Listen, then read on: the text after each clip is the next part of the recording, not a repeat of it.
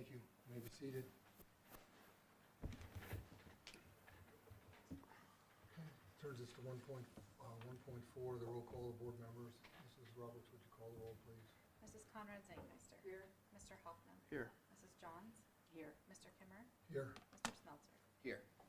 Okay, thank you. All board members are present. 1.5, motion to approve the minutes as attached. Everyone had an opportunity to see to view the minutes of the June 9th, 2025 regular meeting. So I entertain a motion. So moved. Been moved by Mr. Hoffman. Would there be a second? Second. Second by Mr. Smeltzer.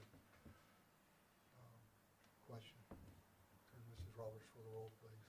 Mr. Hoffman. Yes. Mr. Smeltzer. Yes. Mrs. Conrad Zangmeister. Yes. Mrs. Johns.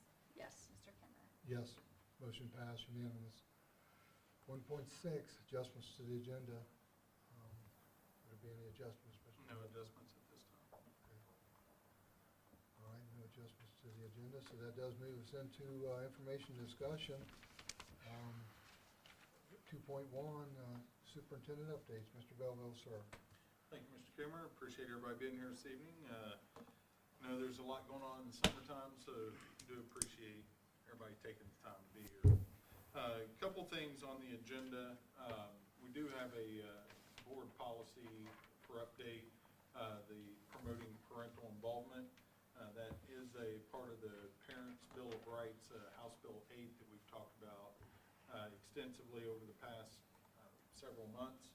So this policy is required to bring us in compliance or keep us in compliance with that piece of legislation.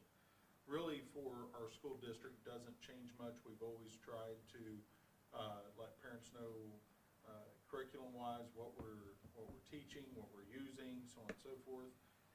We already send home permission slips for the types of curriculum that are addressed in this policy. So for us, you're not going to, there's no real changes to our procedures, but it is a required policy that we just need to update with current language. So we get to that. If there are any specific questions, be happy to answer those as we get there.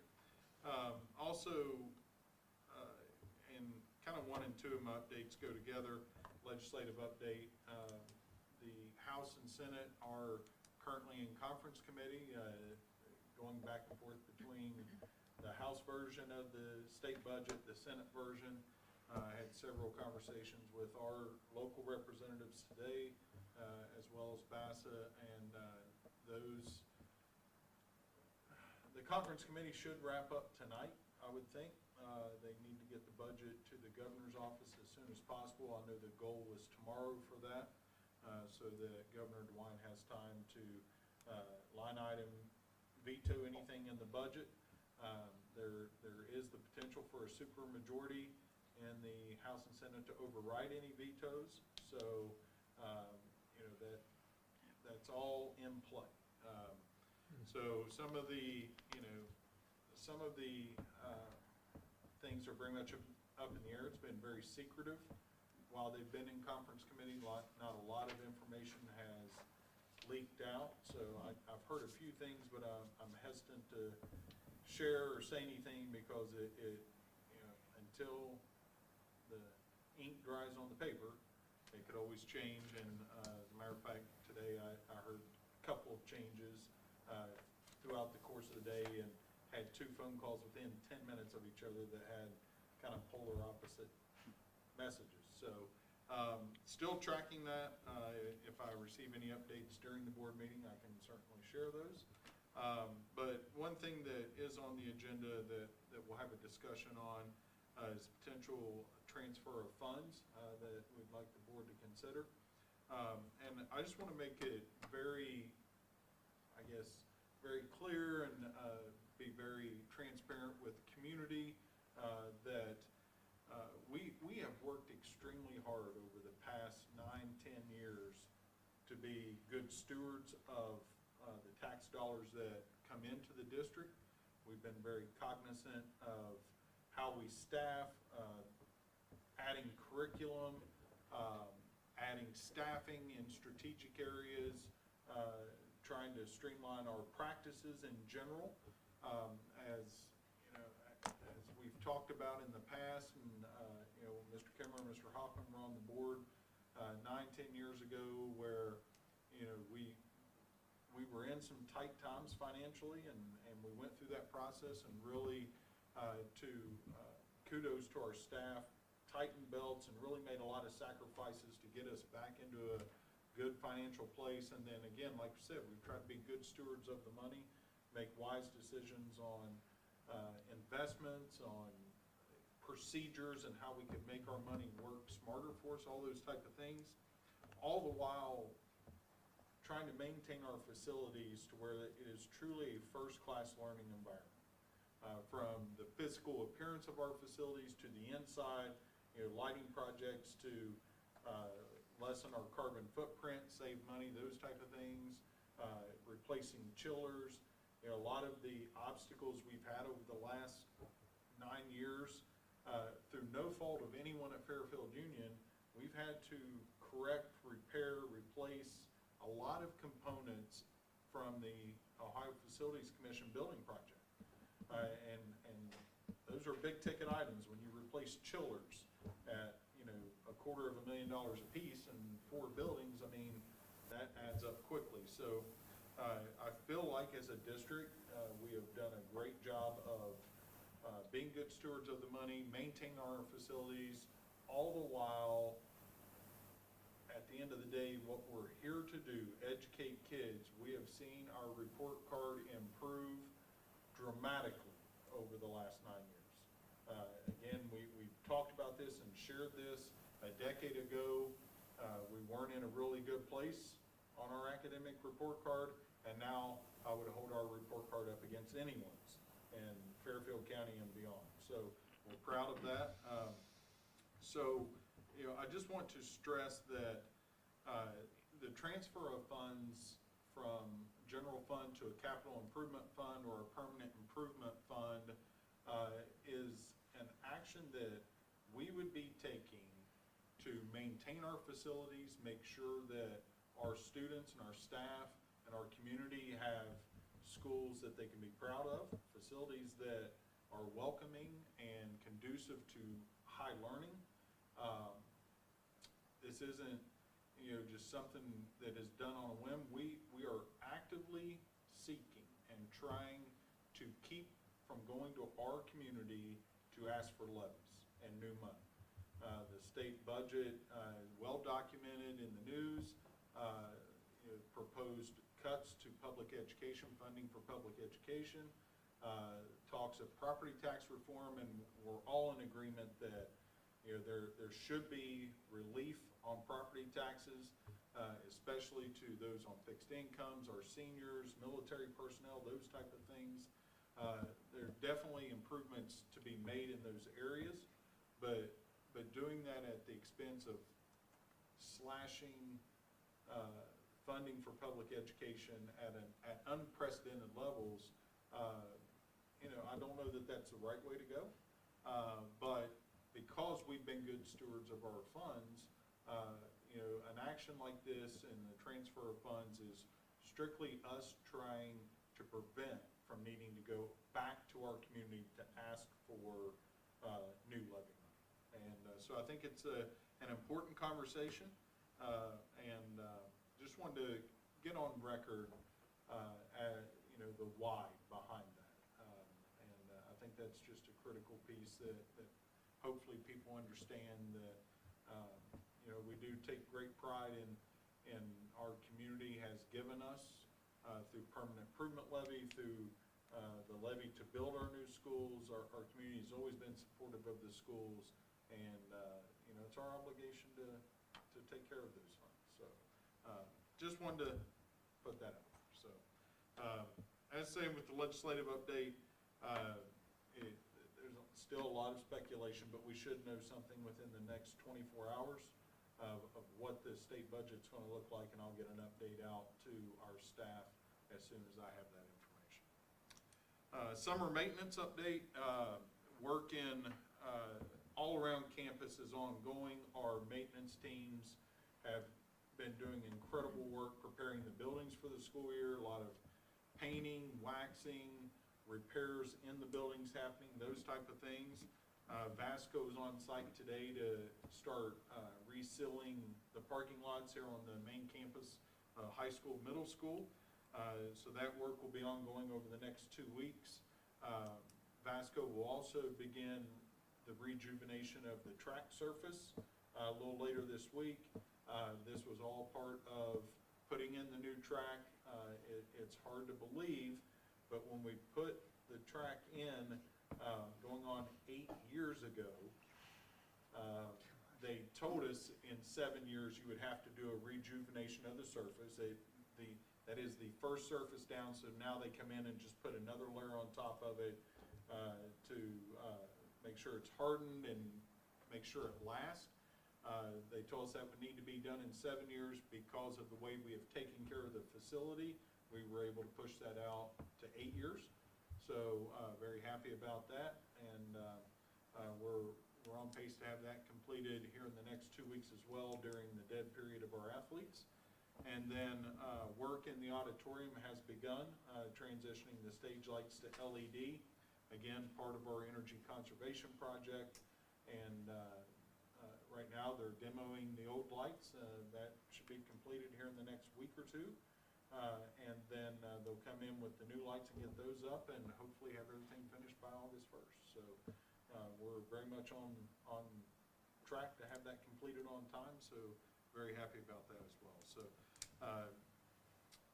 new sod will go down on the football field tomorrow, where they fix the drainage around the perimeter of the field. So huge thank you to Hickory Valley Sod, Brian Young, his team, as well as Pipeworks and Ian Chilcote and his team. Ian and his team came in and worked on the drainage, cleared all of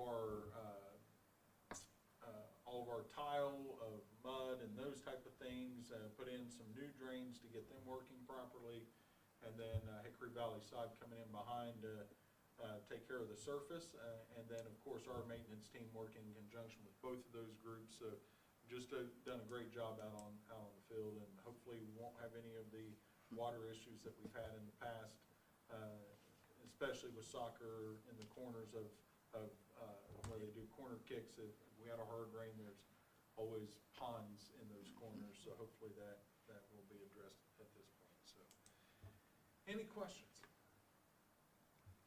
All right, thank you. Okay. Mr. Belleville, sure appreciate the updates. Very informative. Thank you. All right, that does turn us to recognition of visitors. No one has signed in, and we'll move on then. With no public comment, we'll move on to the consent agenda section. 4.1, workshops and conferences. As you can see, there's a workshop or a conference there for Richard Muller to inform the Ohio training August 12th there, 2025. So all board members get aware of that. So no questions. We'll thoughts. We'll move on then to 4.2, financial items. Okay, a few Mrs. Roberts. items this evening. The first is our financial summary from the end of May. The numbers in here, so this is actually the first time you're seeing the numbers in here that reflect the May forecast. So just kind of keep that in mind, that we'll have May, and then obviously the next meeting I will present the end of the year. So far through May, we have received about $30.2 million. It's up 8.7% to last year. Property taxes are up 9%. Income tax is up almost 5%, and then our biggest increase is actually up it's up to 2024 by 9%. This is in our state funding. This is through our state funding through CEP. So we've received additional funding from taking, everybody receiving free meals. So we've actually received over $1 million more by doing that. And then we'll talk later on in some of the proposals, actually in this section, additional transfer that needs to go to food service in order to offset some of that, but I'll talk to that here in a minute. Expenditures for the year through May are at 24.3 million. This is up 8% to last year. The majority of this is coming out of our salaries and benefits due to ESSER salaries moving back, which we've been talking about all year. Purchase services are up 40%.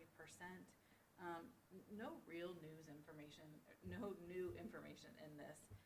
It's kind of the same things that we've been talking about. So we had an increase in our property insurance in order to get our property values up to where they needed to be. We had a true up in CCP. We also have had a pretty large increase in special ed and preschool costs. And you'll see that later on actually in a contract proposal from Muskingum Valley, some additional special ed costs that we're looking at. Overall, revenues to expenditures, expenditures are in excess of revenues by $878,000 for the year, or for the month. However, for the year, we are up by $5.9 million. That brings our cash balance to $23.4 million compared to 22.7, or up 3% to last year. So right on track. And actually now just a little preview into June. We have finished the majority of our expenses, and we're going into the last week of the year. So we have finished our final payroll. We have finished our final benefits expenditure. We have finished most of our special ed expenditure. So we are still on track to the forecast with all those, because I can now see all the majority of those expenditures. So for most of those, we were actually within 1%, within like 0.9% of forecast. So feel pretty good, but I'll have the final numbers once June is finalized. But right on track to where the expenditure piece of the forecast, I believe, is coming in. Any questions on the financial piece? Okay, I'm going to move over to insurance. For health insurance, we received about $4.8 million compared to 4.6 last year. Our premiums were flat for this year. I know last board meeting it was some increases were approved, but for this year premiums were flat. Our expenditures are just under 4.8 million compared to 3.9 last year. Claims are up 22%. However, you will see that May claims are showing $0. This is because of our stop loss. So we only pay for the first $100,000 of any individual person's claims. After that, our stop loss insurance plan kicks in. We do have to pay those claims up front, and then we're essentially reimbursed for it. So if we pay for 100 and they have claims of 250, there's 150 that come back to us. So that's why it looks like May is $0, because we are still within that amount. We had some very high claims, but we are within that amount that they're coming back to us. You will actually also see when we get through the month of June, through the first 3 weeks of June, we've only had $19,000 of claims, because our first 2 weeks we were still at $0, and then we just had a $19,000 claim week come through. So we have one more week of claims that we'll get back into claims, but we're getting back in track to where we should be now that those stop loss reimbursements are coming back. So it's going to look a little funny because it's going to say claims are $0. So we had claims, it's just from a dollar perspective, it's coming back through refunds. We did end the month at $4 million compared to 3.9 last year. So in a good spot with our health insurance. Dental insurance, not a lot of new news. Same story we've been talking about. We've been hovering right around that $200,000 mark. So we're in good spot with dental insurance. Not a ton to report there. Any questions on those two recaps? Okay, next I actually have our food service report. This is through May. However, a lot of the numbers that you're going to see is actually year end, since we're done serving meals. So there'll still be some expenses to come through, some invoices to come through, but lunch and breakfast counts at this point are complete. So I'm going to kind of speak to that. So looking at May for fiscal 25, we served a total of 343,000 meals. That made up of 212,000 lunches and 103,000 breakfasts. In total, we were up 23% to last year. So we were at 343 versus 278 last year. The biggest increase is actually coming in breakfast. So last year we served just under 69,000 breakfasts. This year we served 103, so it's up 50%. So we're seeing, a lot more students participating in free breakfast. So that's great to see. Lunches were up 18%. If you jump to the very bottom, the profit and loss, you will see we were down $346,000 for the year. That is due to all of of our students eating free, but we can only claim about 40% of our students at the free rate. So that difference we pay for and then we have to make up, which we knew that going into this and we planned for it. We had proposed that we would need to transfer $300,000 from general fund into food service to offset that loss, which keep in mind, we're saying we had that loss, but we increased state funding by $1 million. So it offset it by more than what we were losing. You'll see later on, actually the next item, I'm proposing to transfer $150,000. We already transferred $200,000 back at the beginning of the year. We had projected 300, so it's about 50,000 over projection of what we had initially thought at the beginning of the year. We started 2025 at a balance of $418,000. We're currently sitting at $229,000, but some of that is tied up in purchase orders, so we have about $79,000. So with that $150,000 transfer, it would get us at just over $200,000 to start next year. So I think it's a pretty good, we still have a little bit of payroll to get us through the summer. But I think starting the year with, after that $150,000 transfer, being a little over $200,000 is a good area to start. At least that way we can, get all the products up front. Diana's team actually did a great job, and they have actually already ordered a lot of the paper products for next year because they got wind that prices were going to increase, like everything else. So they went ahead and ordered a lot of things at lower prices, that don't have expiration dates. So we did see a little bit higher cost at the end of this year that we would normally see, in August of next year, but they went ahead and bought that, which I thought was great. So her team did a great job recognizing that and actioning to that. Any questions to food service? Okay. That being said, the next item is a proposal for a transfer of funds of $150,000 from the general fund to food service. Exactly kind of what we talked through. So in total, that would be a total of $350 for the year that we transferred. So we already transferred that 200 plus this 150. We then also have a then and now for Concord Theatricals for the 2026 musical license. This was where the team had to go out and go ahead and get the license for next year's musical, and then they just did the purchase order. So since it's over $3,000, we have to bring that to the board. And then last on the list for tonight is a donation of $100 from Lowell and Carolyn Fisher to the Fairfield Union Land Lab in memory of Charles Eversole. So obviously, thank you to the family for that. Amen. Any questions on those items? Okay. Mrs. Roberts, thank you for the insight of the financial items, and appreciate that. So, does move us on, unless anybody have any questions for Mrs. Roberts, does move us on to the 4.3, approval of the consent agenda. A motion to approve the consent agenda items as recommended by the superintendent and treasurer. So moved. Been moved by Mrs. Johns. Will be a second. I'll second that. Any discussion? Further discussion? Not? Question, will close the roll call, please. Mrs. Johns? Yes. Mr. Kimmer? Yes. Mrs. Conrad Zangmeister? Yes. Mr. Hoffman? Yes. Mr. Smeltzer? Yes. Motion passed unanimous. Does move us into new business section, 5.1, support service contract for Mr. Campbell. A motion to approve a one-year support service contract for fiscal year 2026 for Cody Campbell as a Bremen Elementary Assistant Maintenance Employee, salary schedule J1, step 1, beginning July 1st, 2025. Mr. Belleville.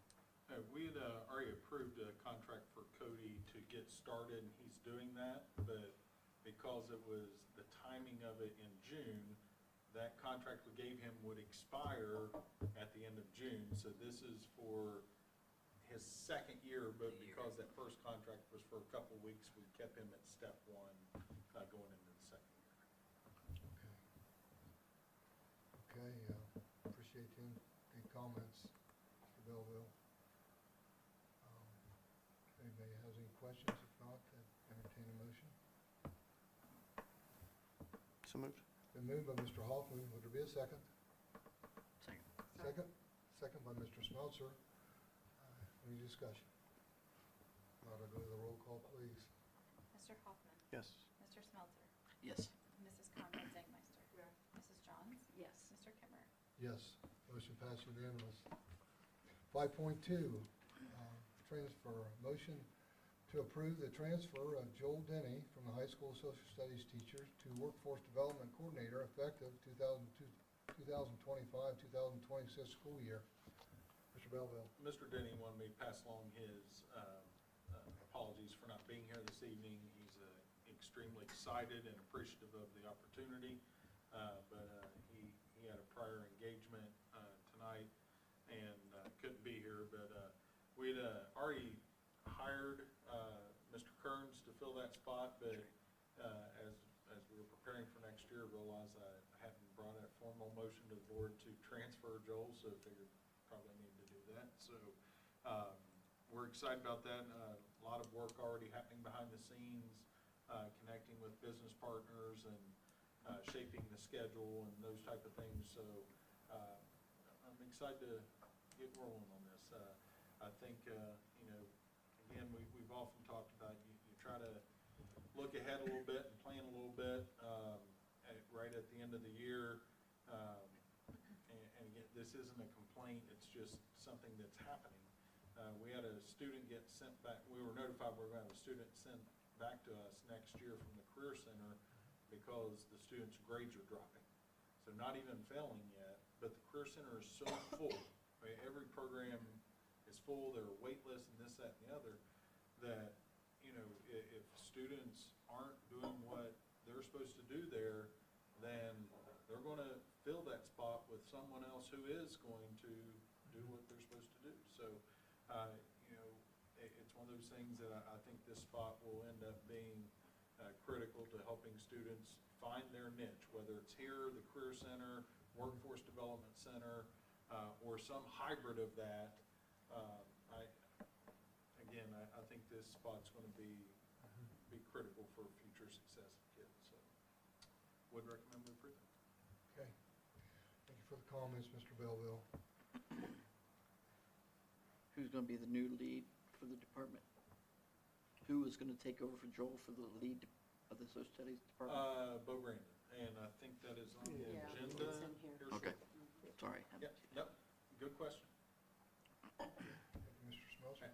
Same thought process. Right there. Okay. No other, entertain a motion, please. So moved. Been moved by Mrs. Jones, would there be a second? Second by Mrs. Conrad Zangmeister, to approve the transfer of Joel Denny from high school social studies teacher to the workforce development coordinator. No further discussion. Turn to Mrs. Roberts for the roll call, please. Mrs. Johns. Yes. Mrs. Conrad Zangmeister. Mr. Hoffman. Yes. Mr. Kimmer. Yes. Mr. Smelter. Yes. Motion passed, unanimous. 5.3, personal service supplemental contracts. Motion to approve the personnel service supplemental contracts as presented. Board members see there's quite the list there, 1 through 37. So,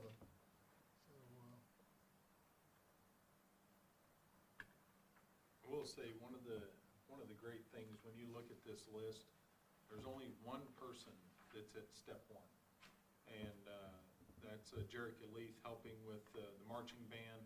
I'll be stepping into Matt Gregory's shoes. He's stepping away with the newborn son at home. He knows he's not going to be able to put in the time necessary, so he's stepping away. So I think it's tremendous that our staff puts in the extra time after school hours to help with groups and organizations, and they continuously, year after year after year, do that work. As we know, some of those experiences are the things that keep kids involved and motivate them to do better and do more. And then our department heads, Mr. Smeltzer, if you, Bo Brandon is on there, we'll take over Joel's spot. So appreciative of our department heads, because they also serve on our district leadership team, help make decisions on curriculum and school improvement, those type of things. So they do a lot of extra work there. Yeah, I must have just skimmed through all 37. Yeah, I no doubt. mean, I can't imagine. yes, So sure appreciate the compliment to all these 37 individuals that, like you say, other than one in step one, how they've returned. So what compliment to them for coming back. And very nice of you to mention it, Mr. Belleville. Okay, if there's, I'd entertain a motion then to approve the personal service supplemental contract as presented. Been moved by Mrs. Conrad Zangmeister. Would there be a second? I'll second. Second by Mr. Hoffman. Further discussion? None. Turn to Mrs. Roberts for the roll call, please. Mrs. Conrad Zangmeister. Mr. Hoffman. Yes. Mrs. Johns. Yes. Mr. Kimmer. Yes. Mr. Smelter. Yes. Motion passed unanimous. 5.4, extended duty contracts. Motion to approve the supplemental extended duty contracts for the 2025-2026 school year as presented. You'll see there's 9 of those extended duties. 9 people in front of you.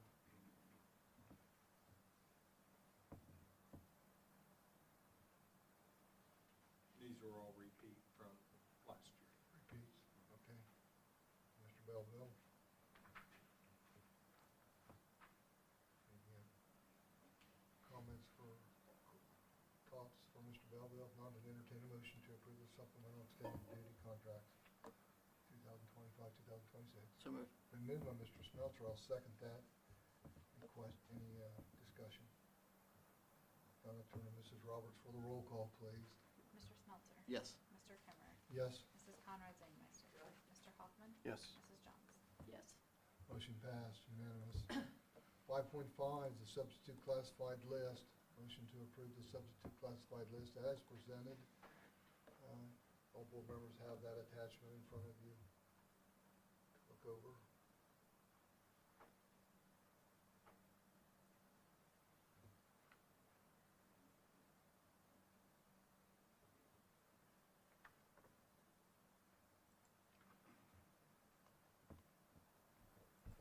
If no one has any thoughts or questions, I'd entertain a motion to approve the substitute classified list as presented. So moved. Been moved by Mrs. Jones. Would there be a second? Second. Second by Mr. Smelter. Any discussion? Not, I turn to Mrs. Roberts for the roll call, please. Mrs. Johns. Yes. Mr. Smelter. Yes. Mrs. Conrad Zangmeister. Mr. Hoffman. Yes. Mr. Kimmer. Yes. Motion passed unanimous. 5.6, a contract for the Muskingum Valley ESC fiscal year 2026. Motion to approve a contract with Muskingum Valley Educational Services for the fiscal year 2026 as presented. This is the contract, just to bring up that I did mention you will see an increase in some prices due to increased services. Okay. So this is where we are really monitoring and watching special ed costs and really working, between Mr. Belleville and myself and, just the whole special ed team of everybody, Mr. Turnbull, at what point, like, how can we make all of this work? And from a financial standpoint, but also just what's best for the student, and really looking at those. So it's a ever-evolving process and really looking at it, but you will see an increase here. It's a pretty high cost, it's a pretty high student cost, but Muskingum Valley has been great in working with students, so just looking at that. But I'm really calling out that heart-to-heart is the piece that we're seeing the increase in, more due to the increase in number of students that are going there, so. Okay. All board members do have that attachment in front of you, the Muskingum Valley ESC contract. What was the difference from last year to this year? The heart-to-heart piece is the big difference. Okay. So this year, I think we have one student, and at this point last year, we didn't have any students that were there. So this is now 6 students. By the end of the year last year, we had 3 or 4 students. here Yeah, from but at Mississippi. this point, when we're looking at it, so it's really looking at just, a lot of working with Mr. Turnbull and saying, where is that student going? What services do they need?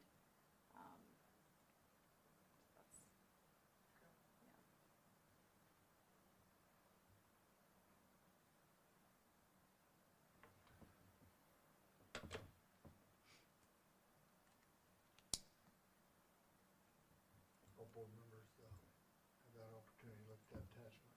Any thoughts, questions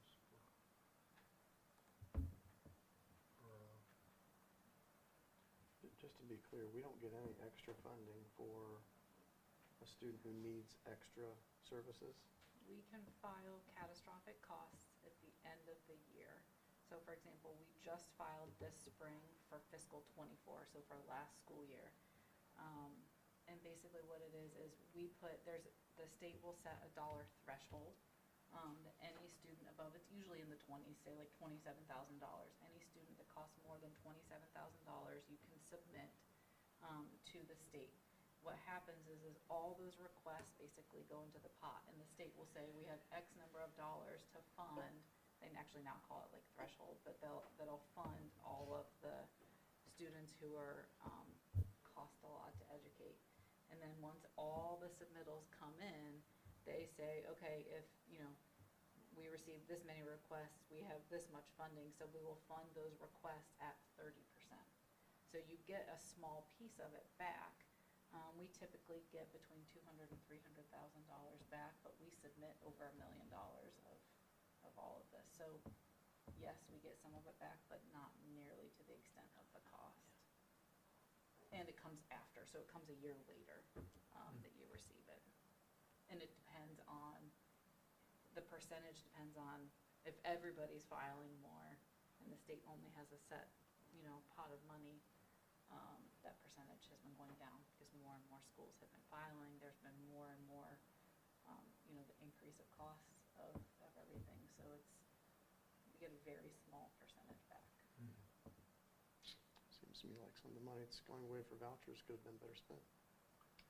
Well, don't bring common sense and logic to these discussions, You should know better. Just saying. but you are It correct. seems, Okay. and these students certainly aren't going to open enroll someplace else, so that's, Yeah, and, it's not just here, we're seeing it everywhere. I mean, the increase in the number of students requiring autistic services is mind-blowing.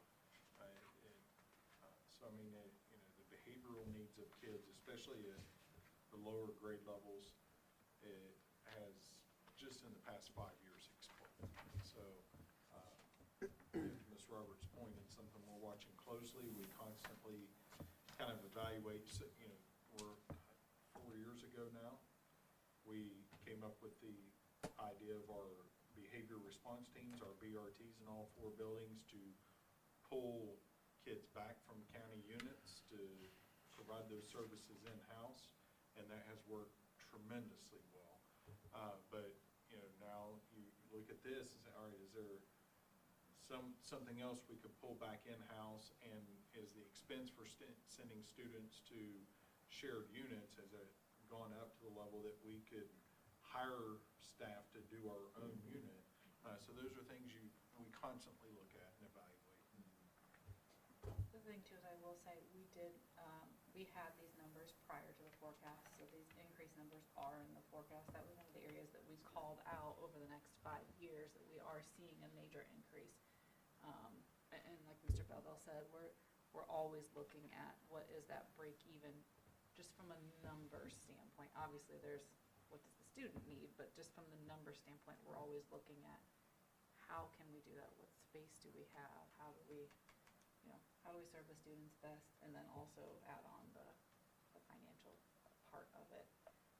But it is a big, between the additional curriculum purchases that we've talked about for science or reading, and then potentially math.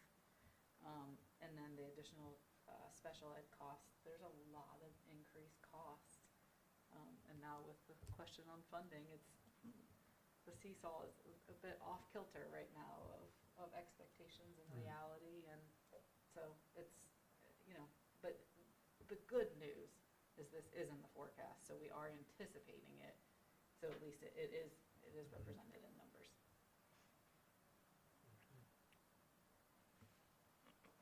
Okay, well, good comments, good discussion. Any more comments, thoughts? Not an entertained motion to approve the contract with the Muskegon Valley Educational Services for the fiscal year 2026. So moved. A move by Mr. Hoffman, would there be a second? I'll second that. Further discussion? I'll like to turn to Mrs. Roberts for the roll call, please. Mr. Hoffman. Yes. Mr. Kimmer. Yes. Mrs. Conrad Zangmeister. Yes. Mrs. Johns. Yes. Mr. Smeltzer. Yes. Motion passed unanimous. Moves us on then to 5.7, policy revision, second reading. Motion to approve the policy IG DLA promoting parental involvement, second reading. The attachments in front of you, everyone, so, all board members. So moved. Okay. I'll Been moved- second. Been moved by Mr. Smeltzer, and it's been seconded by Mrs. Johns. For any discussion? Not, turn to Mrs. Roberts for the roll, please. Mr. Smeltzer. Yes. Mrs. Johns. Yes. Mrs. Conrad Zangmeister. Yes. Mr. Hoffman. Yes. Mr. Kimmer. Yes, motion passed unanimous. Okay. That moves us to 5.8, resolution transfer of funds. Motion to approve a resolution of 2025 E03 authorizing transfer of the funds to the fund of 003 and 070 accounts. Mrs. Roberts? So this is the transfer to our permanent improvement and our capital improvement funds. Just as a reminder, permanent improvement, we have a PI levy. We receive about $380,000 from that levy each year, and that automatically goes into PI. However, we know that we're spending more than $380,000 per year. For example, just buses are over $200,000 a year. So the past few years, we have been transferring additional funds into our PI fund, into 003, in order to help make sure that we have appropriate levels sitting there for anything that, as we encounter anything around the district that is considered to be permanent improvement of the district. So whether, it's, lawn equipment, like I said, new buses, when we bought new maintenance trucks, anything like that is all considered PI. 070 is capital improvement. These are the items that we have really looked at some of our long-term plans and looked at where we think some of the long-term needs are within the district. As Mr. Belleville spoke, we're always trying to make sure that we protect the funds in order to not have to go back to our taxpayers and our community. The one thing about 070 capital improvement is, as it stands today, now we know there is some conversation around this, but as it stands today is you have 10 years to use those funds from once they're moved in. You also are able to move those funds back to general fund if there is a need for some reason. It would take board action, but you can move it back. If money is moved into 003, which is permanent improvement, you can, but it's pretty difficult to move it back into general fund. So you will see a bigger proposal to move money into capital improvement so that we can continue to execute to some of our long-term plans. But then also, if general fund needs arise, we can take board action and ask the board to move some of that money back. This is the part Mr. Belleville mentioned, we do, want some conversation around this. At this point, we have a lot of unknowns. I kind of feel like, I was thinking about it today, of how do we talk about this? And by no means do I want to belittle the conversation at all, but it's almost like you're playing a card game. You're playing poker, and everybody's trying to keep a poker face, and you're looking at saying, okay, what's out there, what chips are out there, what cards are out there, and what cards are we going to deal? And we all speculate, and we've all heard, and we've heard from some very reliable sources of where we think some of this is going to go. But until we see that in writing on paper, we don't have the exact rules of what the state budget will have. The proposals that you'll see right now really more or less tie to the forecast that was presented at the second board meeting in May. I will say the transfer to 070 is slightly higher. It's about $500,000 higher. But for the most part, that recommendation ties to the forecast. We do, and I passed out a piece of paper that has some different proposals on it before the board meeting. You'll see the 623 proposal in the first box, and then a 30% cap proposal and a 40% cap proposal. I will say, even within these proposals, there are some questions on what is being considered as What I mean by that is, when we start looking at caps within the state budget, and you look at what is considered as an expense, if you say, okay, we're capped at 30% of our expenses, depending on what is included in that expense, that cap obviously changes. So the big question is, are these transfers considered an expense? Literally just today, we both heard very different things. So the conversation, I think, needs to revolve around, what do we want to move today? Do we want to have a special board meeting once we have more information in the next few days? We all know, I mean, we're down to the wire on this. All school districts are. It's not, it's not just us. I think we all have different opinions, different ideas, and I think they're all right at this point. I think everybody has very valid points as to how much we should move, what we should transfer, how we should protect ourselves from not having to go back out and levy money from our taxpayers. So I think that's where we probably, at this point, we each have, we all have recommendations and thoughts, but I do think we need to have some conversation about it in public, and really get to, what do we want to transfer today? Do we want to potentially schedule another meeting in the next few days once we know more? Do we want to go ahead and transfer everything that, I think we just need to have some of those conversations. And I know, Mr. Bevel's gonna have probably more conversations. My viewpoint is, I would propose to stick to what we know today, to stick closer to the forecast, only because we don't know what the next few days could bring. If we do that, in the next few days, come back with some of these caps, we would need a special board meeting in the next few days. So I realize that's a big ask, and I realize that it is, like I said, within the next few days. So that is a conversation, I think, that, is that even realistic? Is that something that is even possible? I know everybody has other jobs, other commitments, other calendar items. So I want to be realistic and fair to everybody, but I also want to put that out there, that could be an option if we wanted to do that. Happy to walk through any of the thought processes. I will say, above and beyond this, I even have round 2 of another version that I can easily speak to numbers. This version assumes that transfers are included in expenditures. So what that would mean, and I'm just going to walk through one version of this to start the conversation on numbers, because I think it'll help, and then we can go from there. Just starting at the very top, and this is as of today, and the reason I say that is because the majority of our expenditures are done for the year. We're in the last week of the year. We've already had our final payroll last Friday, so that's always a major expense, so that's happened. All of our salaries have been paid for the year. All of our benefits have been paid. The majority of our major contracts have been paid. So as far as a cash balance and expenditures, they're going to change slightly. We have one more check run on Friday, so they're going to change slightly, but for the most part, I think these are good numbers to use. So right now, our general fund is sitting at $22.5 million. As of today, we've spent almost $26.5 million. So if you jump down to this first box, the proposal that we have sitting in the agenda today would propose to move $500,000 to permanent improvement, $5.8 million to capital improvement, and then the $150,000 to food services. What that does is that takes the current year-to-date expenditures of the $26.4 million, adds the remaining 3 transfers for total expenditures of $32.9 million. What that would say is the general fund minus the transfers would get us to $16 million. So that $22 million up at the top that I said is that general fund balance gets us the additional expenditures that we haven't made, that 500, the 5.8, and the 150 gets us to expenditures of $32 million. That would mean that $16 million is 49% of the $32 million.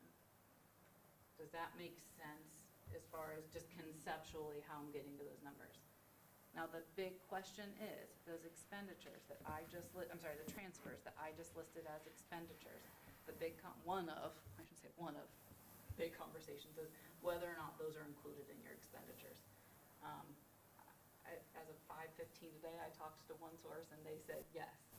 I know Mr. Belleville talked to other sources and they said no. So those are obviously major high numbers of whether or not they're included in expenditures if a cap gets pushed through, which right now we've heard 30% cap, we've also heard 50% cap, depending on where that goes, and then also depending on if these transfers are included in that formula, our numbers could change. So that's where my thought process is of, if it's possible, you know, do we want to make some of the moves today? Because we know, even as a forecast, we knew, okay, these are the things that we need to do within the district. You know, we have, as Mr. Bell alluded, there's some things, just maintenance around the district that we know our parking lots, we presented it during the forecast, our parking lots at some point are going to need completely redone, and we're estimating that to be about $2 million. So things like that we know those expenditures, we know those, we feel comfortable transferring that money. We do have a longer-term plan that I think even if we do have to increase these other expenditures, we've had it planned out. We've been working on a capital plan for over a year that, you know, we can easily show that we do have this need. So even if these transfers need to increase, we obviously have the need for it, and I think we have the backing, even based on timing. We've been working on it for over a year, so, you know, when we're looking at why are we transferring funds, I think we have the justification to make those transfers. But that's where, you know, and I know you have another point of view, which I think that's part of this discussion, is just to bring up all points of view and then make the decision on what we do today, what do we do in the next few days, where do we feel comfortable with things. I wish we had a crystal ball that we could all know, that we knew the rules of everything, because I think we would all feel very confident in what we were proposing, and I think we would all be very much aligned of what's best for the district, what's best for the community. Unfortunately, where we sit today, we just don't have solidified rules of the game. We don't have that state budget just yet. So conversation becomes, what do we want to do tonight? And what are those conversations? I have a question, is why wouldn't we just go ahead and move it to the max over? If we, especially in 70, since we can move it back within 10 years, no penalty. Why wouldn't we just do the max? And that's very valid, and that's one of the things. What we don't know is, are the rules of the game of 070 going to change? So right now it says you have to use it within 10 years. We've also heard, okay, well, there could be a potential of changing some of it to 3 years, which, okay, maybe then you still move the max. However, the other piece of this budget that we don't know is, are they going to cut funding up front? Which we've heard this part is going away. I hope it does. But inside millage. So we've heard if they take inside millage away, we have 4.7 mils of funding that's inside millage right now, and if that goes away, over our 5 years, it's over $9 million that we lose. So if those rules change of transferring 070, and we've already moved the money, and then inside millage goes away, we've essentially cut off our cash balance, and then also cut off funding up front. Now, hopefully both of those things don't happen, and What's currently in the yeah, budget on the inside millage, that wouldn't kick in until January of 2026 if that stays in the budget. Again, as Corey just said, we've heard that has been removed, but again, that could change between now and then. Tammy, to your point, is basically what Becky Prince-Horn at Bricker shared with me is, you go ahead and go to the 30% cap now, because you have another board meeting July 7th. It would be, you know, that's a nice window that we should know something, well, we have to know something by June 30th. But if the budget passes with an emergency clause, then things go into effect right away. So Becky's fear is, and other people I've talked to, is there will be an emergency clause on some of this. So trying to get it done before that budget hits Governor DeWine's desk, because if there are no vetoes and it gets signed right then, will you have 24 hours to put out a notice of a special meeting because as soon as that budget is passed, that's when Becky said they're gonna look at your cap numbers, as soon as that budget passes. And Becky's saying that transfers aren't included in expenditures. I know we're hearing from other sources that transfers are. I know from the the budgets I've looked at over the past couple of months, transfers were not included. But again, that obviously anything could change between now and when it's passed, that is for sure. Nice of them to give us so much time to decide what we need to do. And I think that's where I was coming from of a It's meeting ridiculous. is, even if we were to set a meeting and start giving notice now, if we don't need the special meeting, then you can cancel it, but give more than the 24 hours now. And I realize what I'm asking, so if that's not even a possibility, like, I completely understand that. I would like to feel confident in what we are asking to transfer before we make some of the moves. But I also completely understand of transfer it to the max and then move it later if we can. I understand that. My thing is, it's like you don't know the bits and pieces of the equation, so to sit here as a treasurer of the district, we're talking anywhere, right now, the low end of moving 5.8 to the high, to 070, to the high end of moving 13.9. So it is a wide range. And that's depending on, okay, right now, if it sits that the cap is at 50%, and transfers are included, okay, we could probably move with what we're proposing today. If transfers aren't included and the cap is down to 30%, okay, well, we need to increase transfer, and that's just where, we don't know exactly what the cards are yet. I don't like to make a recommendation yet when we don't fully know. Now, we can go different routes, and I think no matter what our jobs are, no matter what we do today versus what the state budget comes in at, our job will be to react to that, and I will be reacting to that, no matter what the decision is.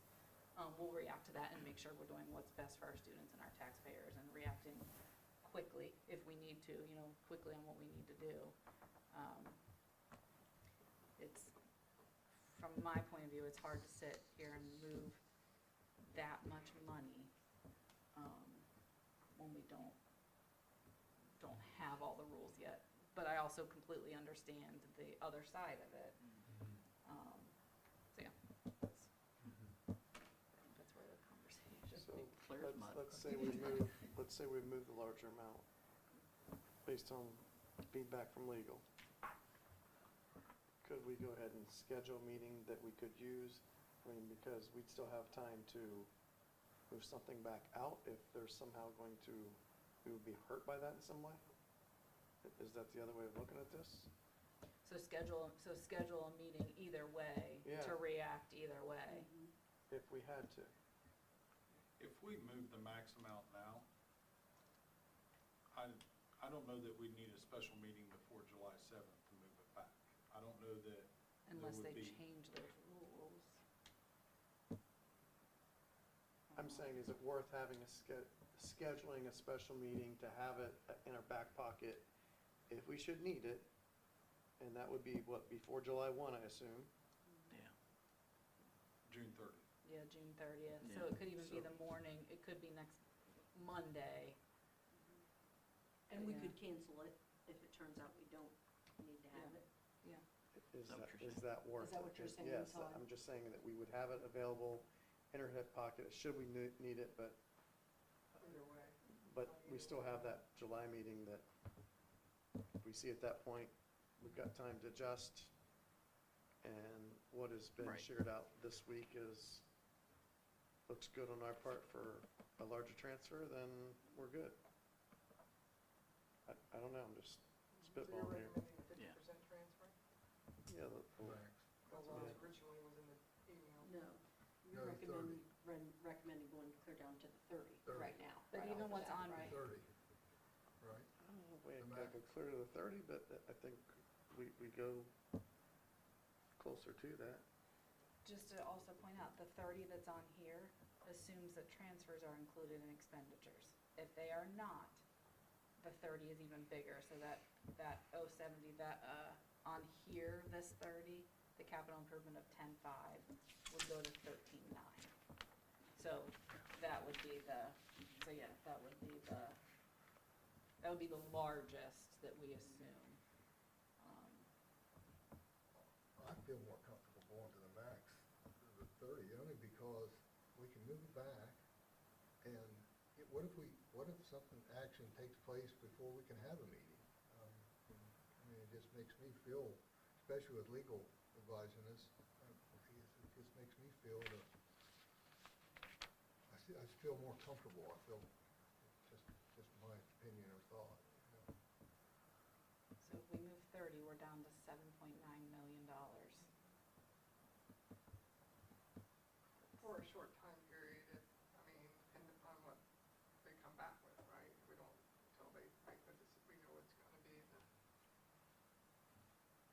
If it goes And if to, it if goes it to goes that to point, a then it 30, goes to that if it, point. yeah, if it goes to a 30% and transfers aren't included, we're going to that one way or the other. Uh-huh.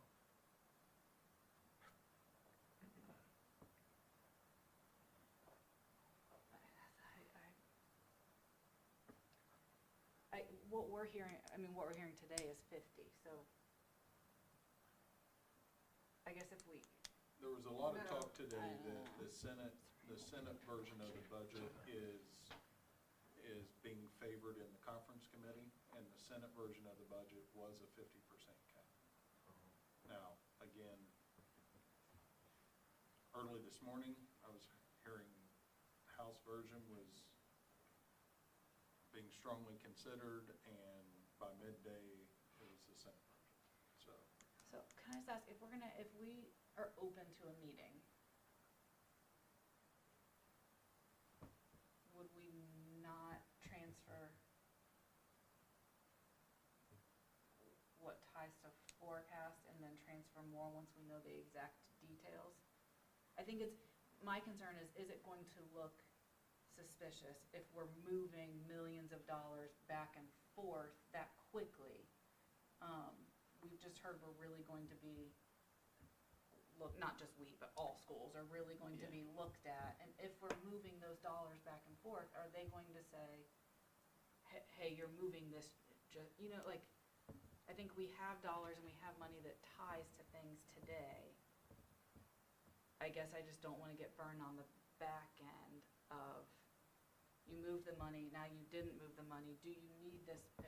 I'm just a little concerned of, I'm concerned of all the extremes, to be honest. I mean, it's one extreme or the But we have a master other. plan that has all these broken down, all these elements of how much it's gonna cost for us to do this whole entire master plan of our facilities, because eventually we're gonna have to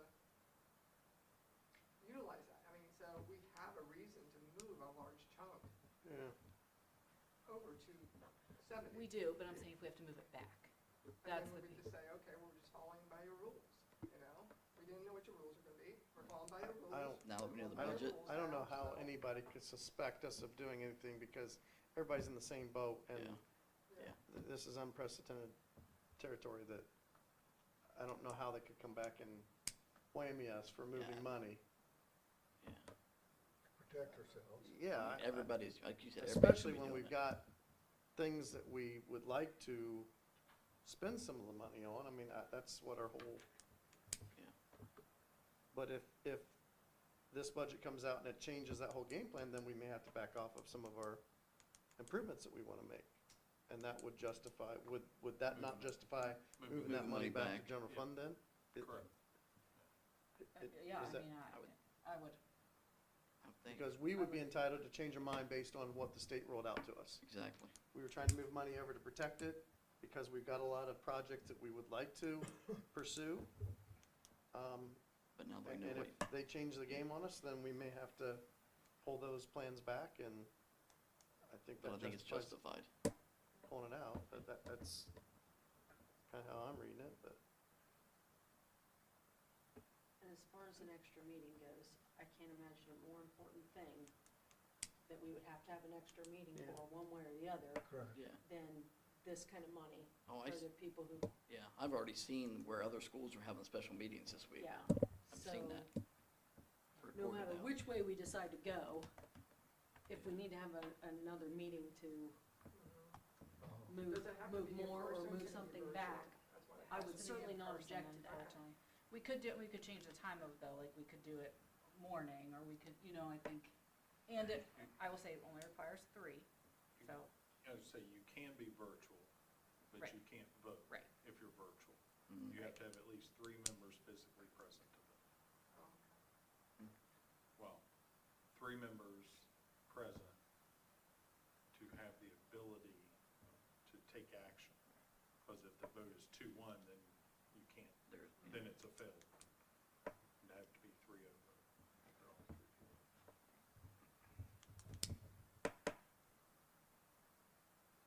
Okay, my thought is, the 50% is what they're kind of proposing, what you think, but, again, is it safe enough for us, that, to protect our money? And,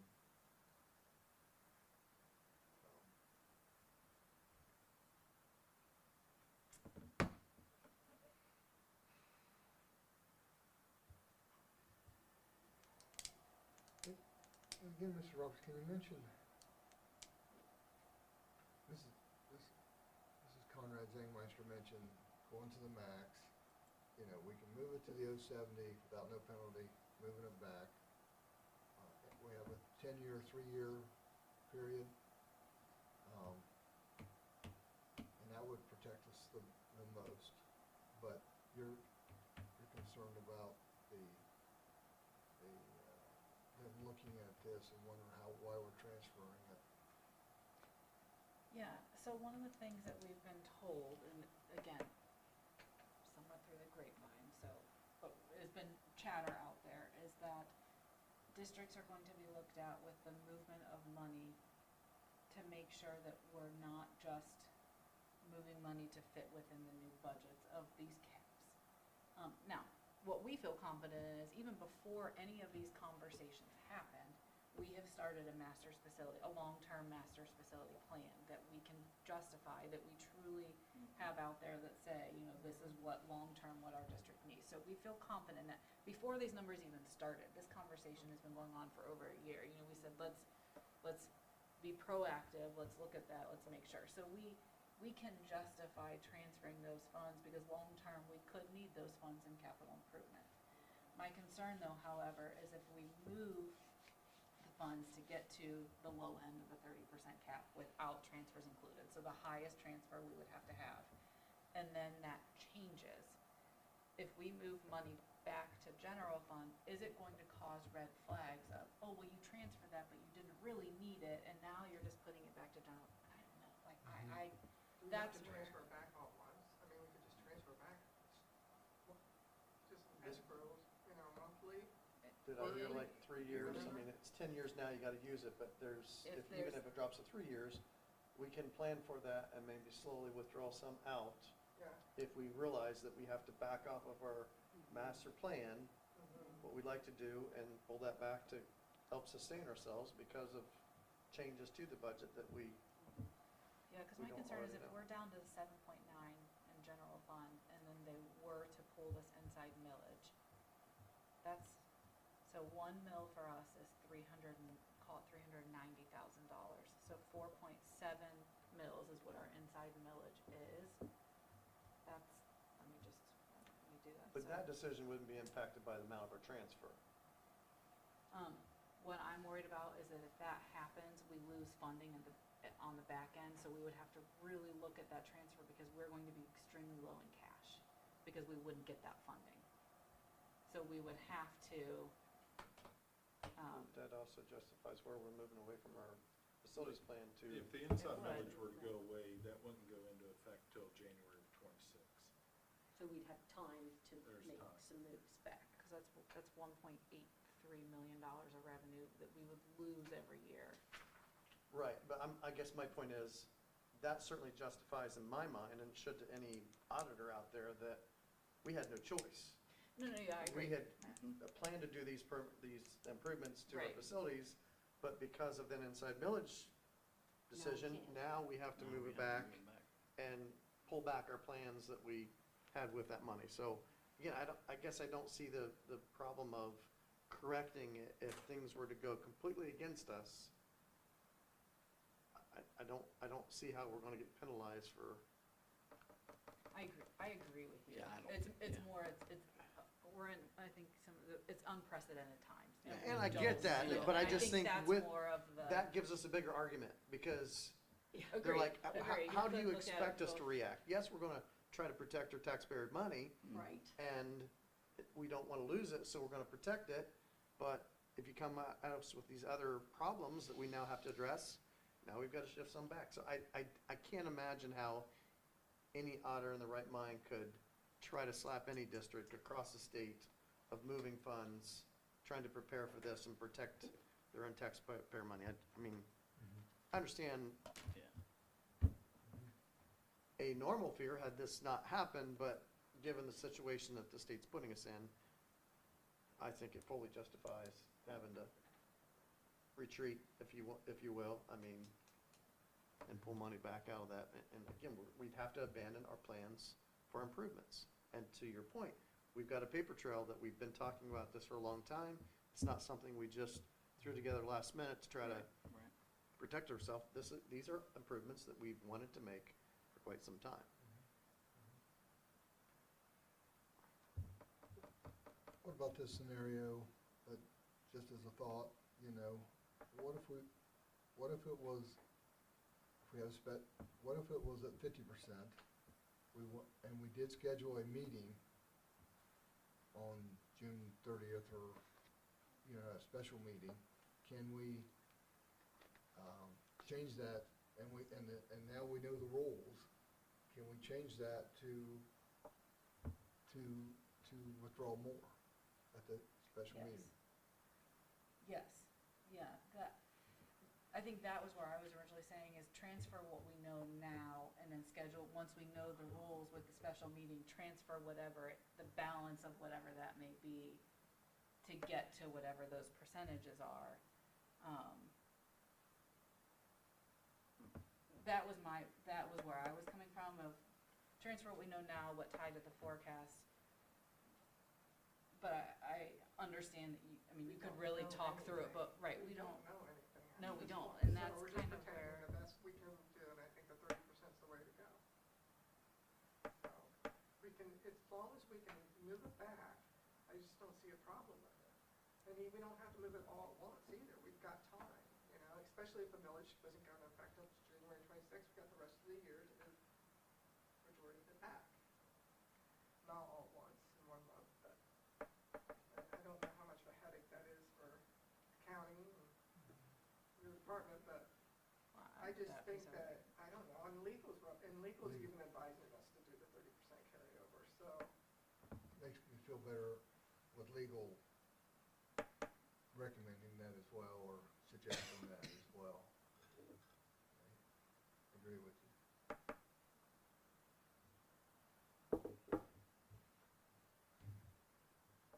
We just need to be good stewards of this money for the community. I mean, to me, if I was looking at it, this was my money, I think I would do that.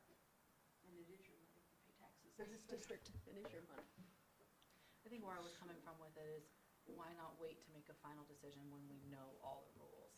That's kind of where, like, if But we. we're at the top of the hour. There we are in the Oh, middle. for sure. It's No, no, no. It's all a crapshoot right now. So this is where we're at. So we have to take the most conservative position we can take for this money, and that's, to me, is 30% carryover. If it comes back, they start penalizing you or whatever, then we can have that special meeting. Go ahead and schedule that special meeting to transfer these, whatever it is that, to keep that money safe before I would say even before June 30th. I would say go ahead and Yeah. schedule another special meeting Mhm. this week. We're on what, Monday, so schedule another one Thursday. 23. So, because we should have everything by then, right? We should. We know. should, yeah, I mean, We should. we should. Mhm. Cross, I hope. So, I mean, it's I see both ways, but I do agree with Todd that I don't think they could come back and do anything to us for transferring funds. I mean, every school's gonna be doing the same thing. So let me ask you this.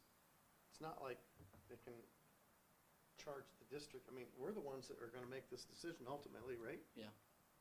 So can an auditor come down on a school board and say, was a bad decision? I mean, we did it to, There again, it's unprecedented. Well, We did yeah, it and that it- way. we're doing it to protect It's our. part of the reason why Becky wanted this as a new business item and a resolution by the board, because it is your all's decision on what to do with the district's money. So it's a valid point, Todd, that, you know, you're looking at a political landscape and saying, all right, what do we feel like is in the best interest of our district? And so this is the action we're taking. Then when you have new information as a board, if you decide to take new action based on new information, then, because I'm sure there will be new resolutions out there to transfer money back Right. if Yeah. you Right. see the need to do that.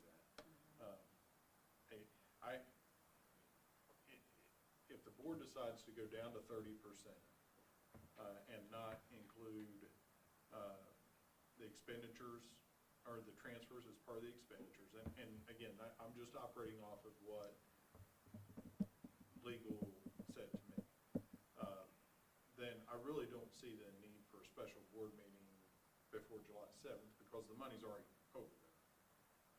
If you go anything less than 30%, say you go down to 50, or say we stay with the current proposal, then I think absolutely, at a minimum, there has to be a special board meeting to go the rest of the way to 30.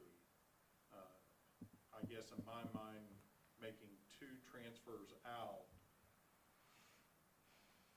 prior to the budget is a worse look than one transfer out. Then the budget comes out, you have new information, and based on that new information, then you Put money back. move money back to the general fund if you so choose. Yeah. I think stair-stepping down, going from where we are down to 50 or whatever, and then 3 days from now, taking another step down to 30, So what about this, with the steps, the figure we would vote on tonight, if we vote to go to the 30, and then we find out the transfers don't count, will we still have to redo to get No, I down? think that's what Okay. Courtney If we said. go to 30, I Okay. think you would assume that the transfers don't count and you would go to the highest Okay. transfer. Okay. 13.9 in the capital improvement. So that could be taken care of all at once? I mean, And it would, and the general, would leave your general fund at 7 million? Yeah, Mhm. 7, 7, yeah. Where we at? I know that's a scary number, 7.9? and in our world, that wasn't, I mean, we lived on that, We were Yeah. between 7 and Yeah. 12. And I know we're in different times, and I get Yeah, that, but Yeah. I guess, I know at that number, we can survive for a while and make adjustments and still be okay. Not, so, I know we're, compared to the 22 we're sitting at, it's a lovely number. 7 seems scary, but it's a world we lived in for a long, Oh, yeah. long time, and But hold on.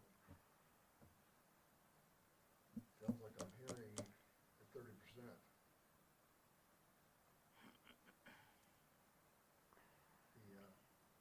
The most is, that the thought?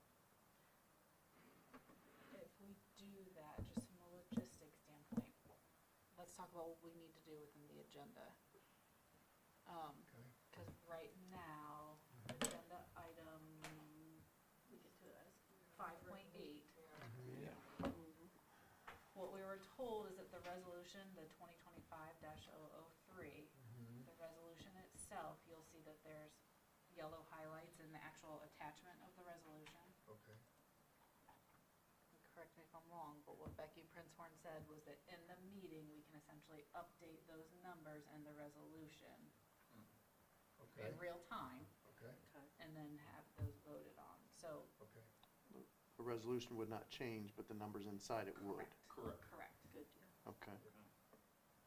That's So the permanent, So what numbers are we looking at? amended. the permanent. The 5.8 number is what would Will need to remain the change. same. Okay. Right. It's just a capital improvement. Yeah, right, right, Section right. Just Right. one out of the We, 3. we doing the 13.9. So what are we thing, looking, yeah, right, what's the instead of number the we're looking 5.8. at then if we go to the, yeah, 30% If is, we look. 13.9. It's 13,946, but I think knowing that we have one more check run and all that, I think you go to, I mean, if you go to 13.9 and just call it even. okay, 13.9.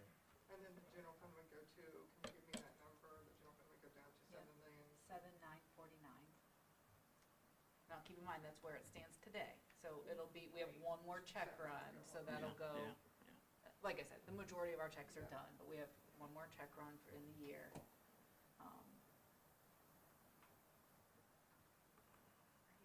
But it's hover around that area. Yeah, right. And the number would be 13, 9. 13.9.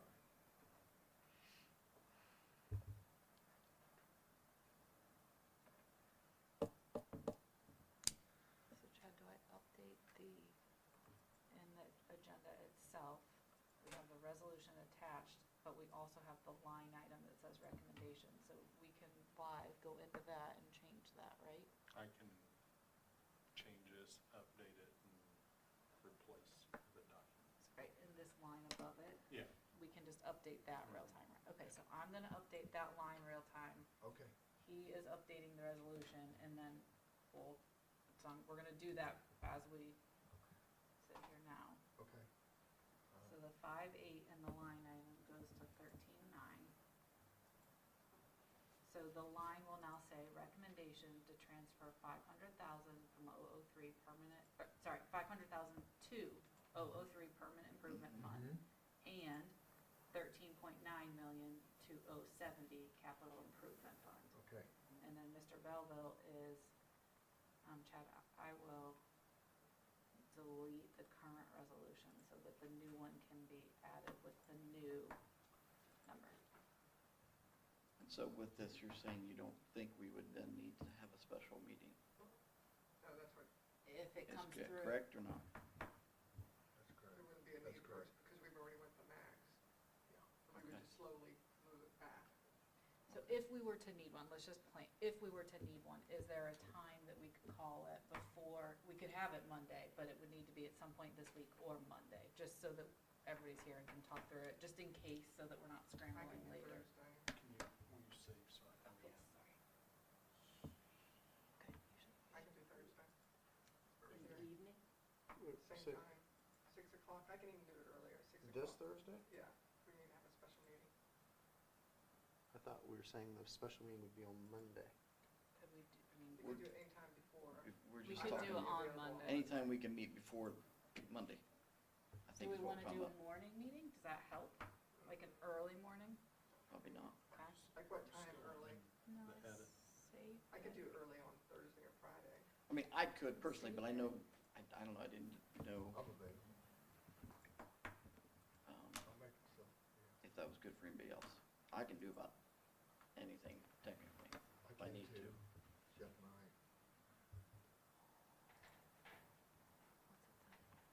Documents being edited. by Tina, Courtney you're pretty, Roberts. I mean, fairly available, right? All right. Was everybody out of the resolution? Can flick out, maybe you need to click out of it so you can see. I I'm got it. out, I'm out of it. I'm back in it. Are you saying this Thursday evening? Yeah, I was just thinking this Thursday, because I was She just just, thinking, yeah, she just, instead of having it on the day of, June 30th, yeah. I That'd be will better. say there's Do a, it before. Go ahead. there is a meeting on Friday, and I'm hoping we have information before this, that I'm working on. There's a big meeting with, in forecast, like Forecast 5 and all the treasurers to literally walk through every single step, but I don't know that that helps out. Like, we may need to have a meeting. Hopefully, we have information before that, but I will say, just from a details perspective, there's a meeting Friday at 10, but I don't think that necessarily helps us. I would have more insight, but I think we can have a special meeting outside of that. Well, that's, I guess my question is, will we know much more by Thursday Oh. night enough to really change our Or do we minds? just wait till Monday? If it gets Because- signed into law Monday morning, a meeting It's Monday too late. evening is too late. Yeah, Okay. That's- but could yeah. we do Monday? It all depends on when it gets signed into law. Uh-huh. And there's a meeting on Friday, you say? Yeah, but I just wanted to say, because I would be able to speak to more details, but hopefully I think we would have information before that. Uh-huh. I'm not gonna be able to do that. I forgot I'm not gonna be able to be, I mean, I'm not gonna be around very much on Friday at all, because I'll be in Dayton, so. I'm just worried a Thursday meeting is almost too quick, that we won't have enough information, be able to dissect it. Yeah, But then it sounds like Monday would be too late. Yeah, Monday's too late, so Friday. it's probably Thursday, or But Friday. if we're going to the max, we're saying we don't I really think we're safe necessarily if we need go to the this max, meeting but- anyway. Yeah, and this is just a backup plan meeting and that we're trying to schedule. Yeah, Just in case. Friday. Yeah. Sounds like Fridays. I could Monday's make too a, late, Thursday I could too make a early. Friday afternoon work if, I'm not gonna be available Friday, you I'll won't. be in Dayton, so. So why don't we do it, maybe once we know when it actually gets signed, Yeah. we'll have more of the turnaround, you know, it's just to the point of, well, we have 24 hours to give notice. Mr. Roberts, do you want me to state this motion then as their recommendation to transfer 500,000 to the 003 permanent improvement and 113.9 to the 070 capital improvement? Is that how you want me to state that motion?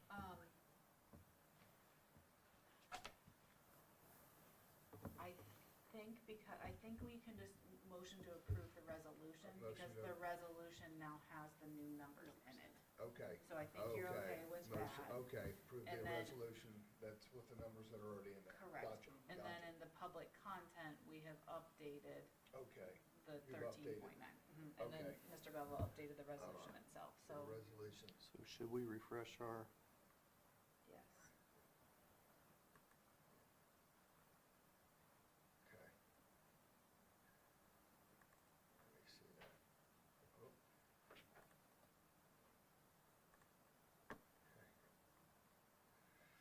Okay. Okay.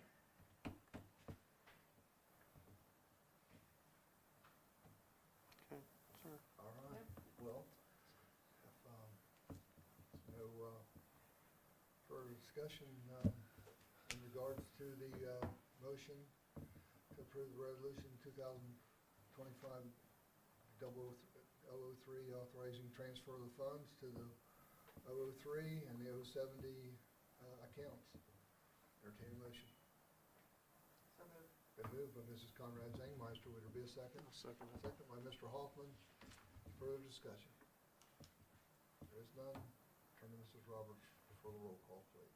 Mrs. Conrad Zangmeister. Yes. Mr. Hoffman. Yes, Mrs. Johns. Yes, Mr. Kimmer. Yes, Mr. Smeltzer. Yes. motion passed. Unanimous. Okay. Moves us on to 5.9, liability insurance. Motion to approve the liability and cyber insurance provider rates beginning July 1st, 2025 as presented. So this is our renewal, Okay. for just our liability insurance for all the buildings and grounds and all the above. Okay. This includes really the overall liability package that includes, you know, all of our buses, our cars, our trucks, all of our buildings. We also are required to have a small pollution policy that all districts are required to have just because of different chemicals and everything.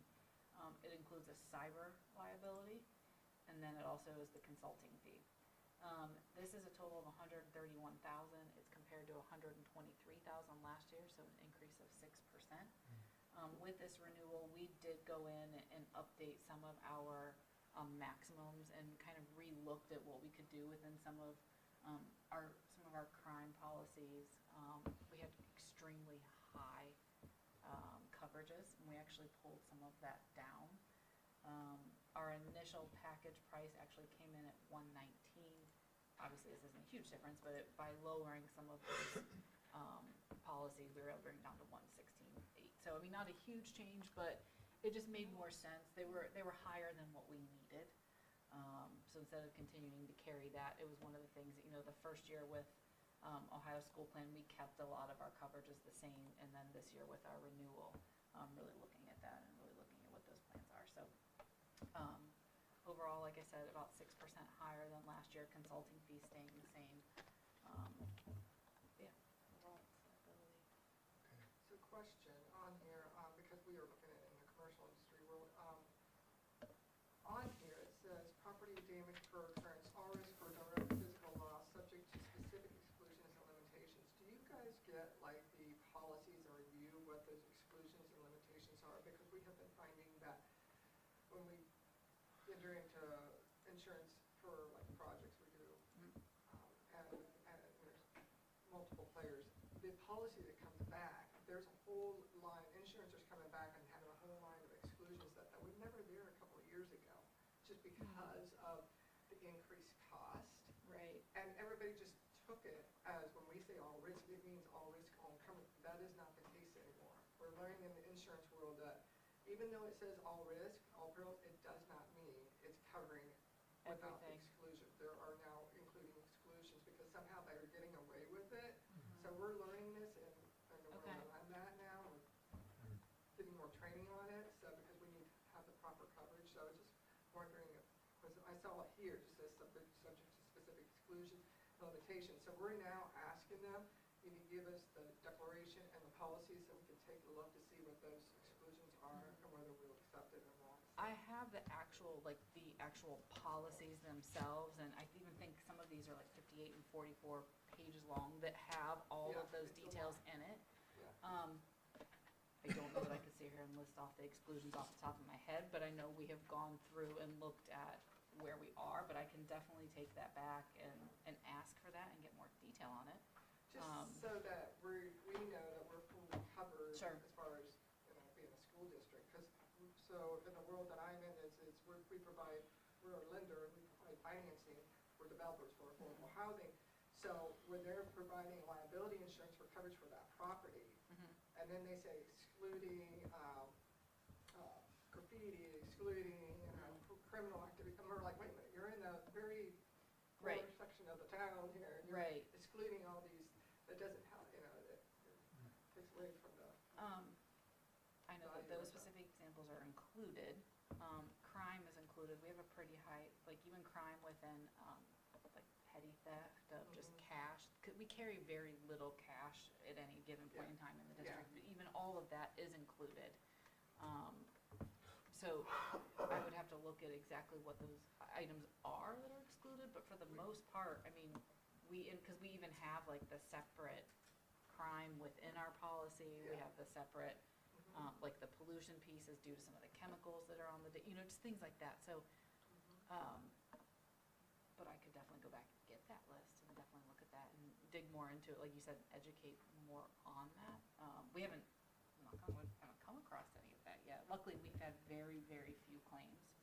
But yeah, I can definitely. I don't know if look it at really relates to school district Right, world. right. Because it's really, the builder's risks have skyrocketed in the last Right. 3 years, so. And I will say, part of this and part of the increase is we're constantly, every year, we look at what our property values are and constantly are increasing those property values so that if something were to ever happen, we're at least covered enough with all the increases and everything. So that's actually where our increases are coming, more from, it's not like they're coming from claims that we've had. It's more coming just from increasing those property values and making sure we're really looking to, within an umbrella policy, that at a given point in time, this campus, because this is where we're in somewhat of a lucky space in that our elementary schools are spread apart. So if you ever think of like catastrophic events, the likelihood of all of our buildings ever being completely demolished is quite low. So what we do is we make sure that the value that we're covered for, if anything were ever going to be, the most value, it'd be this campus because we have the most on this campus. So we really look at making sure that those values, it's that fine line of covering enough, because we don't want to pay for too much, but yet covering enough that if the majority of our property was ever catastrophically damaged, are we covered enough to be able to replace that? So that's really where we're looking at it and looking at where these increases are coming from. I haven't seen a ton of exclusions. They have not been part of conversations, but I can definitely go back and, I would just look into it just to. Sure. Again, it may not yeah, no, I pertain can, to this yeah. I can industry, find but, out. It's worth, to your area. point, it's worth being, to make sure I understand. we are hiring a consultant to review and train us on our behalf, because that's how serious it is. And we do have, so we work with Highland right now, who is our consultant, and they really are, they specialize in, they have different parts of, like they even actually have a medical piece of it that they could consult on. The group that we work with specializes in schools. So Highland is very large, but we're specifically working with the school division. Yeah. So they really are, they cover several schools across the state.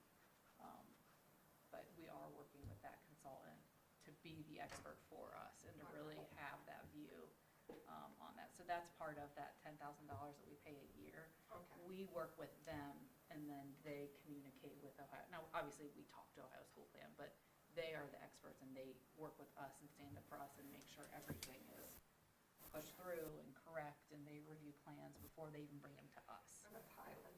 Hylant, Hylant. Thank you.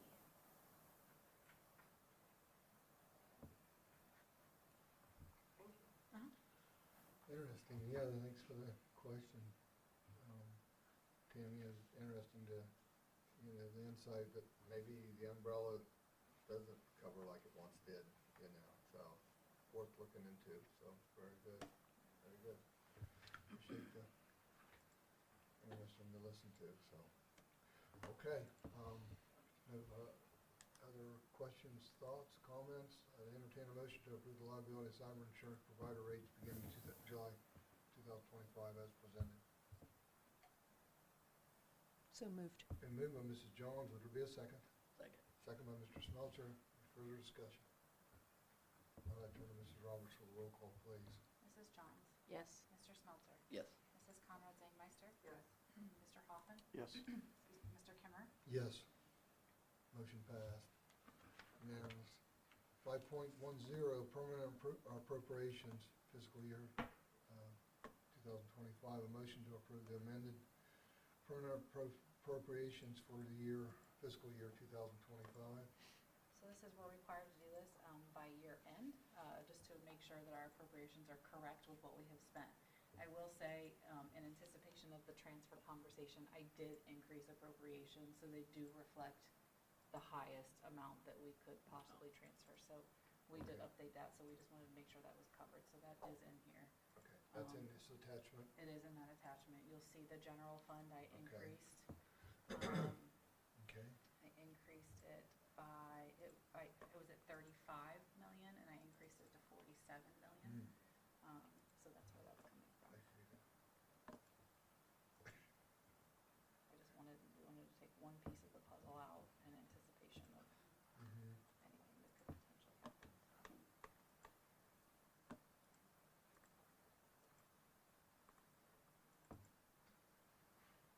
Okay.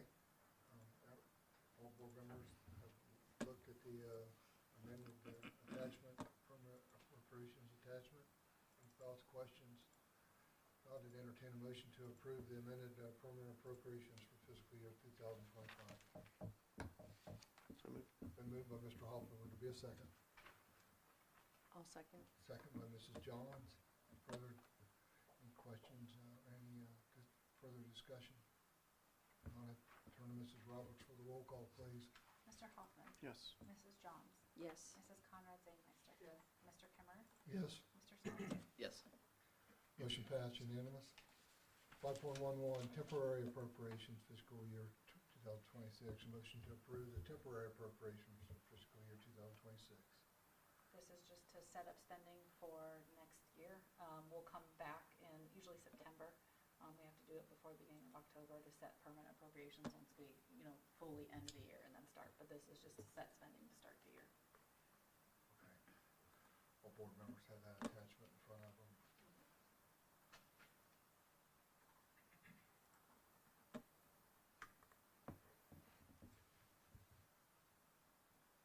So moved. Okay. Been moved by Mr. Smeltzer. Would there be a second? Second by Mrs. Conrad Zangmeister. Any discussion? None. I'll turn to Mrs. Roberts for the roll call, please. Mr. Smeltzer. Yes. Mrs. Conrad Zangmeister. Mr. Hoffman. Yes. Mrs. Johns. Yes. Mr. Kimmer. Yes. Motion passed unanimous. Does move us into section 6, executive session, 6.1, adjournment into executive session. Motion to adjourn executive session in accordance with section 121.22 of the Ohio Revised Code. Would there be any action taken? It'd be for number one, as Okay. talking about Okay. contracts, those type of things. Mr. Kimmer, I sent you an email specifically about my contract. I don't know if there may be action afterwards if the board wants Okay. to address that piece of the contract. Okay, so possibly action can be taken. If we're not gonna address it, then there won't be action afterwards.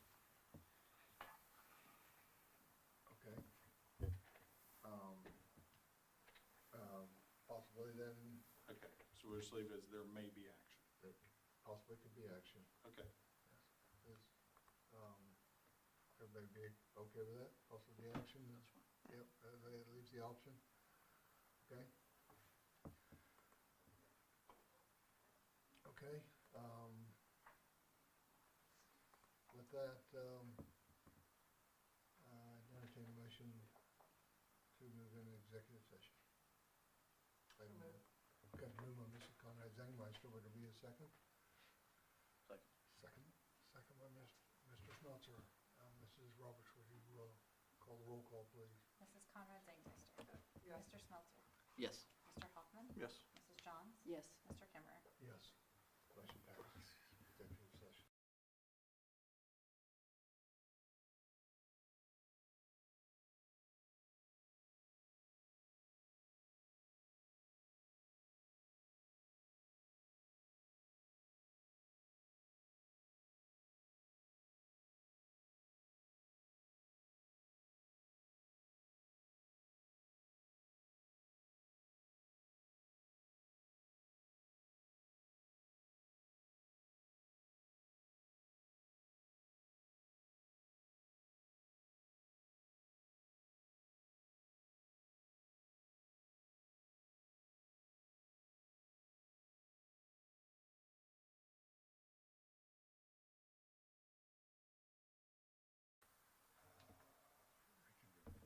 Okay.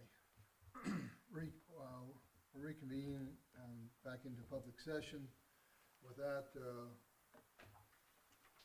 being said, there will be some action taken. There is a motion on the floor to approve the addendum of the superintendent and the treasurer's current contract.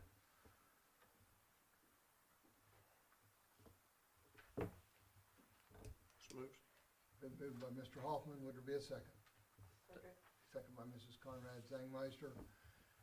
Any discussion? If there's none, then turn to Mrs. Roberts for the roll call, please. Okay, Mr. Hoffman. Yes. Mrs. Conrad Zangmeister. Yes. Mrs. Johns. Yes. Mr. Kimmerer. Yes. Mr. Smeltzer. Yes. Okay, motion passed, unanimous. All right, with that being said, we'd like to go back, adjourn back into executive session. So there's a motion to adjourn back into executive session according to section 121.22 of the Ohio Revised Code. There'll be no action afterwards, There'll be no action taken afterwards. Thank you, Mr. and Hill. be for reason number one.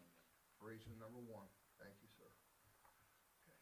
So moved. Been moved by Mrs. Johns, Second. second by Mr. Smeltzer. Question, turn to Mrs. Roberts for the roll, please. Mrs. Johns. Yes. Mr. Smeltzer. Yes. Mrs. Conrad Zangmeister. Yes. Mr. Hoffman. Yes. Mr. Kimmerer. Yes. Motion passed.